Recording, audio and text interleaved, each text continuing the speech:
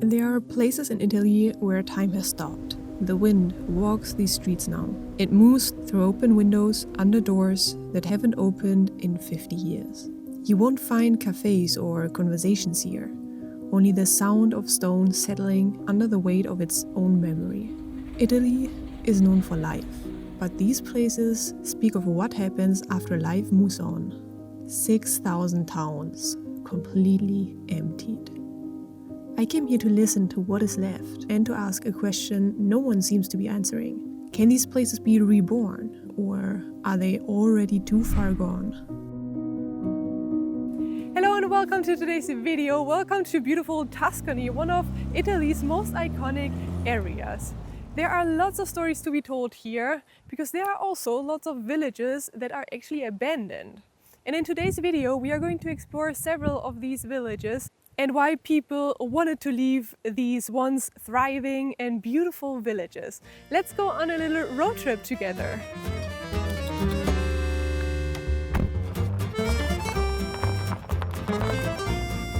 There are more than 6,000 abandoned villages here in Italy, and those are abandoned largely due to post-World War II migration, to rural flight and to economic centralization.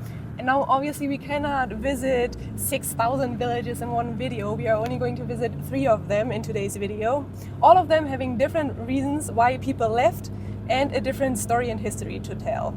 We are going to start with the first one that is here in Tuscany, and it's called Santa Fiora.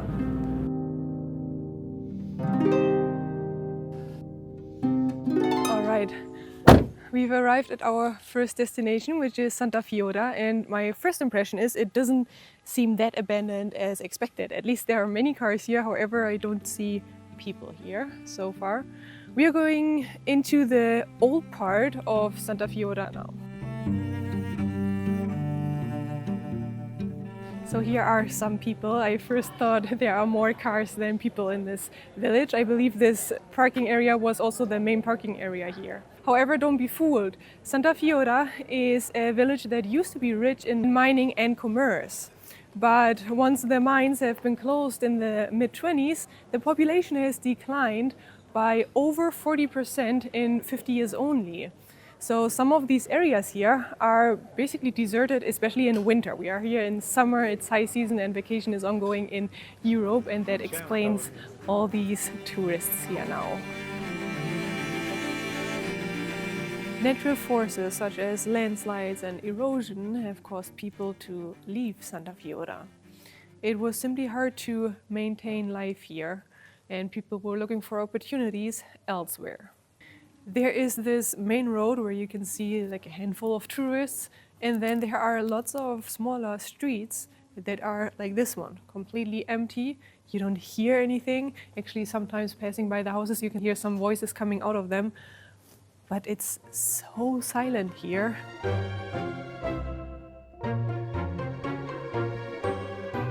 The silence here in the streets is almost intimidating. I don't really dare to speak up too loud because I feel like I am entertaining the whole village if I would. There are some cats here walking around. Besides that, it's empty. There's no one here. It is strange because it is actually a cute and charming medieval village. However, I do understand that, well, it's hard to make a living in such places. It is still well maintained though. You can see lots of plants in front of the buildings. You can see that the buildings themselves are still in good shape. So there are still signs of people holding on to their old traditions here.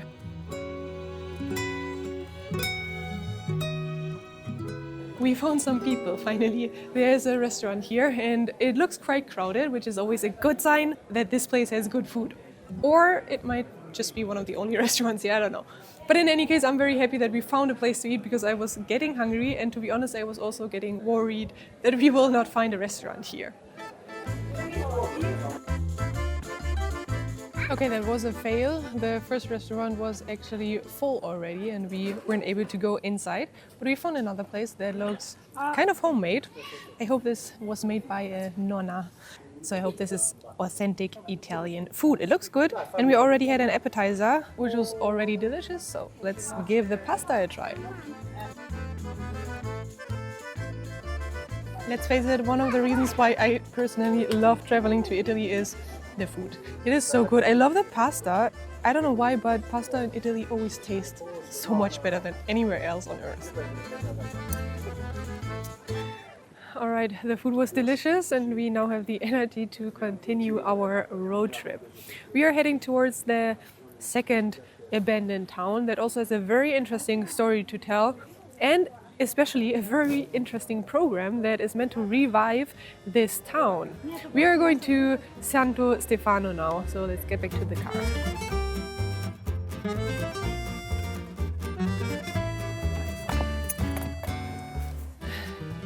And we've arrived in Santo Stefano.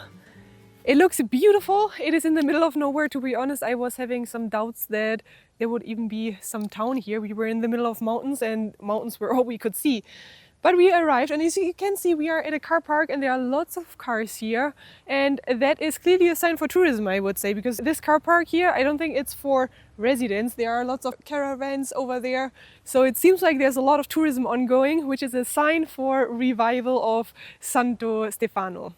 We can also see some constructions over there, which will be the historical center, I think. So another sign that there's life here, there's something ongoing here, and we are going to explore the history of Santo Stefano now. This building here seems to be completely abandoned. If we have a look inside, it's basically a ruin. But it is strange because we think of ruins to be ancient, and this here is not a relic. It is a recent memory that is still fading. In 2009, there was a heavy earthquake here in this region that also impacted Santo Stefano. A lot of people left during that time. In general, here in Italy, youth migration as well as urban drift are a big problem. In between 2009 and 2022, there were more than 1 million young people who have immigrated or left to cities and abandoned villages like this. This is also a huge problem here in Santo Stefano, and in 2022 there were only 115 residents here in this village. Unfortunately, I wasn't able to find numbers as of today, but as you can imagine, there aren't probably that much more people here. Walking around these streets almost feels a bit strange because you can see some chairs outside of the buildings. Some of the buildings have flowers, so I suppose there are people living there. But it is so quiet and peaceful, and you basically don't see anybody. There are some tourists here, and we found out the reason why there were so many cars.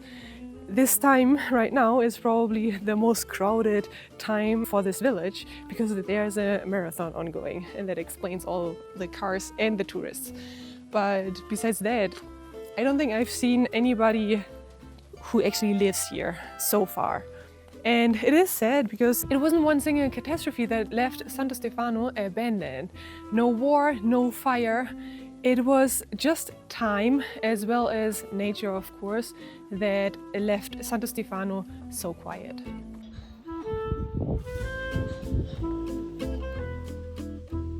But there is hope for Santo Stefano. There are several ongoing projects that are meant to revive this village. There are small businesses and artisans that are leading these revival projects. And the hope is in places like this one, places that are crowded and extremely touristic. It is a beautiful town. Again, I can only emphasize on that. And you can see lots of people here. So the revival lies in the hands of those who decided to stay in Santo Stefano and decided to rebuild not just walls, but also to create new stories here in this town. There were also pioneering hospitality projects here in Santo Stefano that were meant to maintain these buildings and the ancient architecture of the town while constructing hotel rooms that are beautiful and would attract tourists. And there were also some financial incentives that were meant to attract especially younger people in between 18 and 40 years. The requirements weren't too hard to hit. As an EU resident or a non-EU resident with a long-term resident permit, you could apply for the incentive. but you would have to move here for at least 5 years and start a business that aligned with the village's needs, such as a tour guide, a food production, or a shop owner. The incentives included a monthly grant for up to 3 years. A maximum of 8,000 euros was possible per year. And it also included a one-time grant to start the business of a maximum of 20,000 euros, as well as a symbolic rent for a property. Now let me know in the comment section below if these financial incentives sound attractive to you and if you would actually move here to Santo Stefano for those incentives. Now look at these buildings, how beautiful they are. And here I actually just talked to a man. He is German, just like myself, and he lives here. And he told me that basically this building over there and also his house, they used to be ruins, but they rebuilt them and made a home here. He also told me that there are more or less 100 people living here nowadays in this village. And what is also interesting is that he talked about the incentives and the helps of the government. He said that nowadays, as far as he knows, they don't exist anymore, simply because it didn't work. I mean, there are still more or less only 100 people living here, really. So obviously it didn't help that much.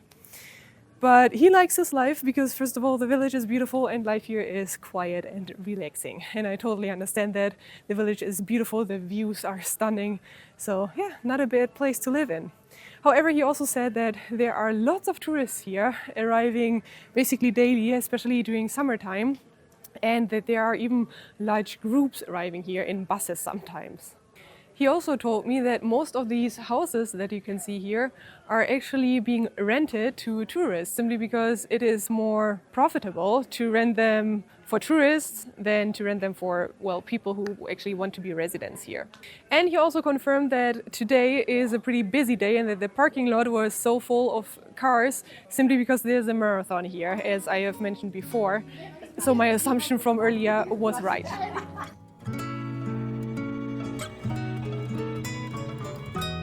This was a beautiful visit. I really enjoyed the walk through this beautiful town. However, unfortunately, here in Santo Stefano, revival didn't work out as planned. But we definitely saw that there are lots of tourists coming here, which is also good for local people because I suppose they can live from it. And also it is great to see that such beautiful places aren't being forgotten, but that people still have interest in visiting them. And it's definitely worth it to come here. For us, it is now time to move on. We will go to our third and last stop of this video, and I believe this is going to be epic. We are now moving forward to Civita.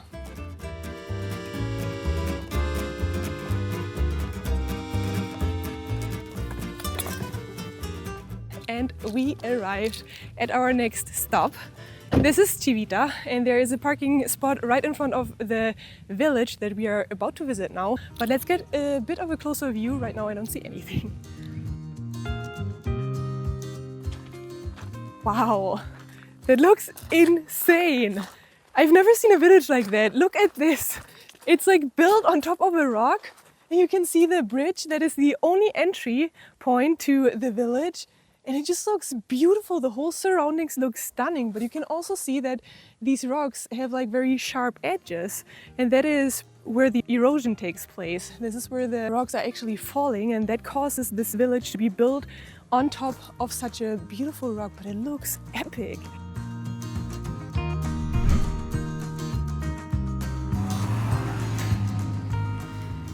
We are walking along the only entry point to Civita di Bagnoregio.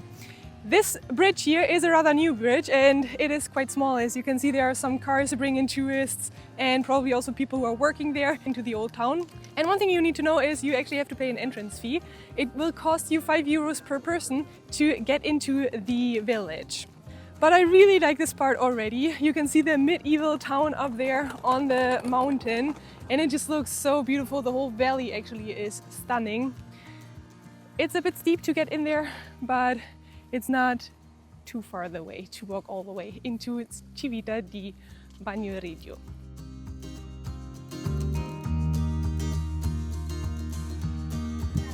So this is the entry view that you get once you arrive on top of the hill. It is so beautiful and cute, I can't believe this. You can see tourists walking with their suitcases in the background, and that is because you can also sleep directly here in the village. By doing that, you won't have to pay the entrance fee of €5, by the way. Let's explore this beautiful town. Tourism in Civita has grown steadily. Visitors arrive daily via a pedestrian bridge, supporting local businesses, but also raising concerns about over-tourism. They started a whole marketing campaign to make Civita more attractive for visitors, and it worked pretty well. In 2013, they were able to introduce the toll for visitors, and it wasn't to scare visitors away, it was actually to make the whole experience feel more exclusive. Ever since 2009, Civita has experienced an exponential growth. While in 2009 there were more or less 40,000 visitors per year, in 2019 there were already more than 1 million visitors. This also explains the introduction of the toll you have to pay to enter it. It just became more and more popular, and of course there is a reason behind this. While tourism brings new funds and also new energy to this medieval town, it also makes it hard to not lose the charm of the original Civita. As you can see here on one of the main squares, there are a lot of cafes, restaurants. There's a souvenir shop, as in most touristic places. It is beautiful, however, there are also more and more tourists arriving here.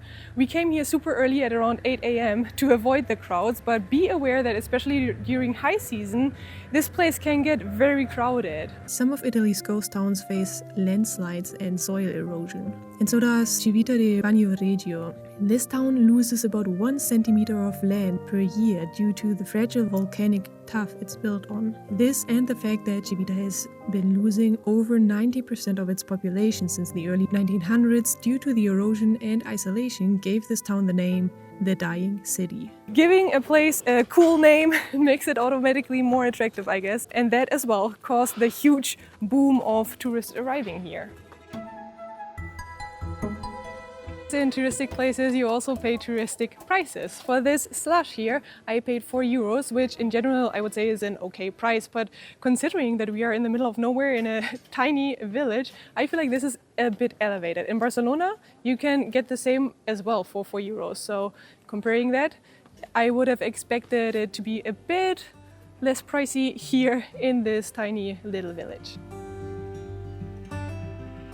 Just look at that background here. There are some mountains where you can perfectly see the erosion of this area. It looks like there were lots of landslides on the mountains. There is basically just walls left and no vegetation, as you can see in the surrounding mountains. I think it is great that they were able to revive Civita. It would be a shame to simply forget such a beautiful medieval town. However, the struggle is definitely to keep its original authenticity. It always happens when places get too crowded and too touristic that there is kind of a lack of authenticity, right?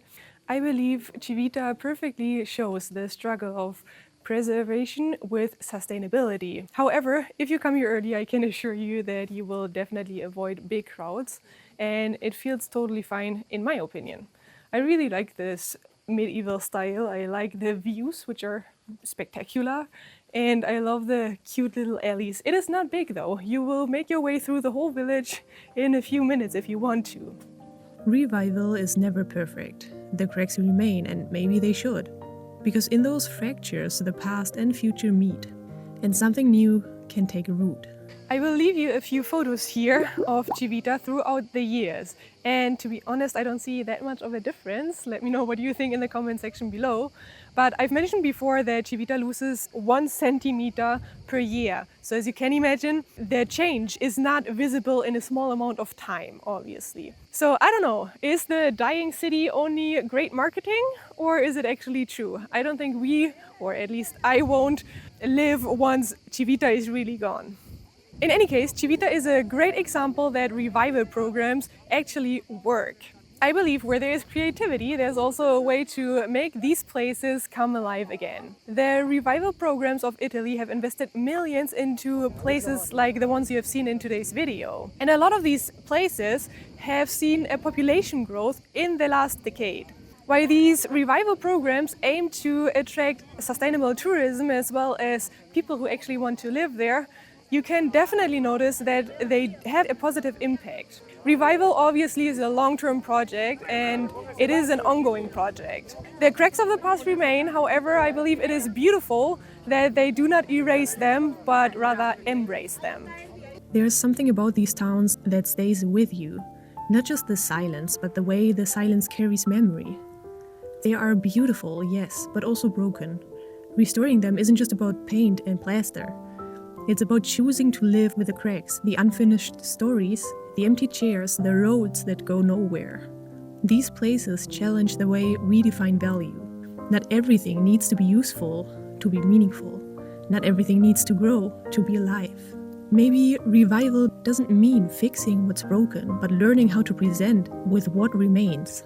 These aren't ghost towns. They are places waiting for someone to see them as they are and stay anyway.